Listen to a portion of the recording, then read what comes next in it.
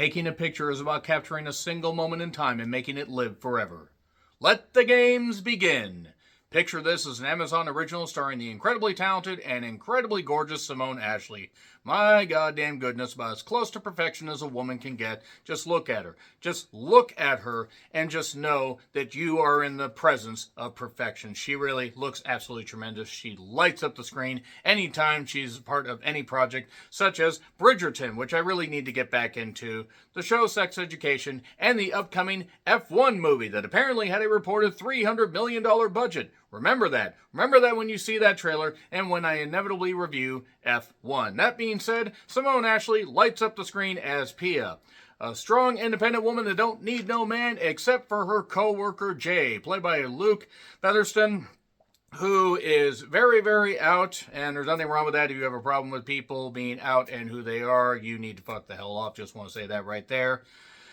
And Luke and Simone basically help carry this film that involves, well, familial issues as well as a struggling photography studio, because Pia is very bound and determined to make her way in the world through, well, basically, just trying to hold her ground. Just stand her ground and won't give in, even though the studio may end up going under. But don't worry, that's not the only thing. She also has an upcoming wedding for her sister to prepare for, doing photography, owning a photography studio. Naturally, she is very good at this. And also, she has a reading done by her mother. Well, her mother actually gets a guy to do a reading for her because they want to help her find love. And this person says, hey, by the way, you're going to find love within the next 5 dates that you have. But Pia doesn't exactly want to go on dates. She just wants to be the strong, independent woman that don't need no man cliche that usually haunts rom-coms like this. And, oh yes, also her ex, Charlie. He happens to enter the goddamn fray. We find out a little bit of history about them, and from there, we have a rom-com that follows a Hallmark route, basically just saying up a few things, having a couple moments that actually are genuinely funny, but a lot of it is just a malaise and just, really honestly there. It's a lot of stuff you've seen done 1,000 times before.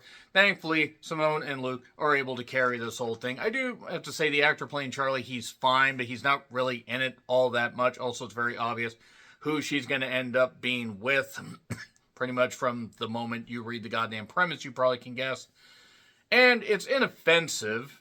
It has, again, a couple moments. There is a funny moment on a park bench involving baked goods that actually does kind of make me laugh. And again, Simone just, my God, she lights up the screen. She absolutely looks incredible. But the thing is, the movie does end up basically just following a particular pattern. In the last 30 or so minutes, we get something that could be a roadblock. End of the line. Deep cut for wrestling fans. Everything gets wrapped up conveniently. It has also a bit of an Indian type, spin on it and everything. Not like It Lives Inside or Polite Society, which I think handled the whole thing a lot better. Granted, two totally different movies. Polite Society was more actiony. It Lives Inside was very, very scary horror, or very alarming horror. This really is just your typical rom-com.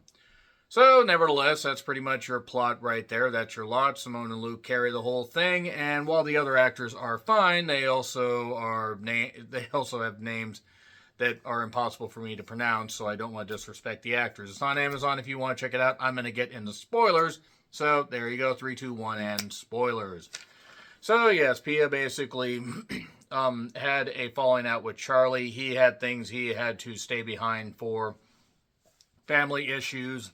She wanted to start her own studio in London, and that led to them breaking up. Naturally, love conquers all. I don't actually think that's the point of this movie. I think the point of this movie is basically let's just get as many rom-com cliches as we can in this. The mother really wants to set her up with people, but naturally, none of these go well. The studio is going to go under. They need to pay their debts in the next 4 weeks, or they're fucked. Oh, yes, and the mother takes Sonal, the sister is getting married, and Pia to this bank that has has all this jewelry that's been passed down in the family for generations and generations. Sonal's going to get some of it, and when Pia gets married, she can have some of it. Well, the thing is, she really kind of needs this jewelry to pay off these debts. Maybe you should have actually done better with your business. One of the overriding things about this is they don't do passport photos because she feels it's beneath this photography studio. Even though the whole point of a photography studio is to make money. Yes, carry on your passion, but good Lord. And a lot of the stuff kind of just gets glossed over.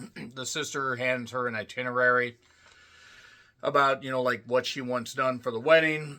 Indian weddings are very, very lavish. I used to work with someone that actually went, or that actually was part of an arranged marriage. That is as much as I will say. Just on the off chance she happens to be watching this, I very much doubt it. I hope she's doing well if she is, but yeah, they're very, very lavish weddings, from what I can tell. Sees her ex at the reception. He seems to be doing well for himself. She does go on these dates after this reading.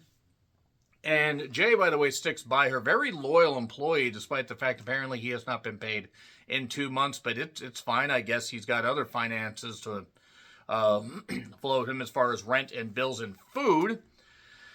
She sees a guy named Sid that's very much a, I guess a Nepo baby, I guess would be the way to describe it. I'm 44 years old using this term. I don't really feel comfortable with that. But yes, he's very rich. He's very much just feeling that he can get what he wants. And there is a gag where he's only allowed to shit in the toilet, not her, not anybody else. She clogs his toilet, and that, I guess, is supposed to be funny. And then there's this guy, Akshay, I think is how you say it, who works with the mother, and then they end up going on a bit of a blind date. There's interactions with Charlie, but it's kind of funny that she ends up with Charlie. Yeah, sorry, spoilers, there's a spoilers section. And they barely spent any time on screen. Like, yeah, I guess that's kind of the point. You're supposed to, give little teases, but it's just kind of your basic story. She's too stubborn about money, even though Charlie offers to help with some stuff. And she just, for whatever, I understand wanting to do things on your own, but eventually, accept some help, especially if people are being genuine about it. There is a funny part with that Akshay guy that basically he ends up being allergic to nuts. She ends up getting an EpiPen out and stabbing him, but then he basically ends up confessing that he is in love with the mother because he works with her. Oh, yes, and also the parents have actually been divorced for about 15 years, but they've kept up the facade because, I guess in Indian culture, if you get divorced, it's a bad thing. I guess. Whatever. I'm not here to judge, but that's a little bit odd. And then there's a guy named Milo that's into yoga. That's another date. And he believes that the earth is flat. But before that, they walk on coals. She feels it's going well. When you walk on coals for a man, I guess you could feel that you guys are meant to be together. But then he believes the earth is flat and that space is fake. I'm sorry. If you believe in that, you don't deserve love. You just fucking don't. That's fucking ridiculous. That's not inoffensive. That's just downright stupid. So she's tired of being ignored by her family. Jay, meanwhile, again, still has not been paid in a while. She keeps refusing the passport photos. They keep having issues with all this, with pay and stuff like that. They get an eviction notice. Her sister basically doesn't want her to be part of the wedding. To be fair, Pia has also been a bit selfish. I'm not saying the family should be pushing for her to date, but at the same goddamn time, she's also being rather selfish about some of this stuff. Nevertheless, the idea is that she is describing photography, hence the opening line about, taking the photos, about capturing a moment in time and making it live forever. These two girls that she was photographing took a live stream on Instagram, and that somehow led to them getting so much business that the studio saved. I guess these debt collectors just accepted payments last second.